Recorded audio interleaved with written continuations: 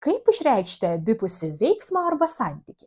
Lietuviškai mes sakome vienas kitą, o štai anglų kalboje yra net du variantai – each other ir one another.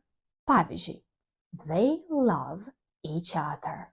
We help one another. Tai kuogi šitie įvardžiai tuomet skiriasi?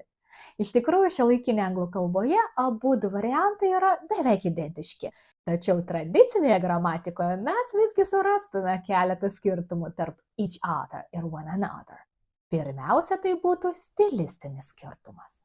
Junginį each other patartina vartoti kasdienėje šnekamojo kalboje, o one another laikomas šiek tiek formalesniu ir jis labiau būdingas rašytiniai kalbai.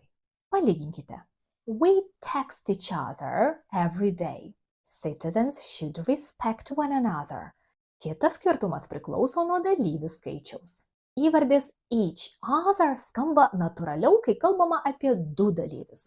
O jeigu grupė yra 3 ir daugiau narių, tuomet patartina vartoti one another. Todėl, kai du žmonės myli vienas kitą, sakome they love each other. O kai mūsų grupės nariai padeda vieni kitiems, sakome we help one another.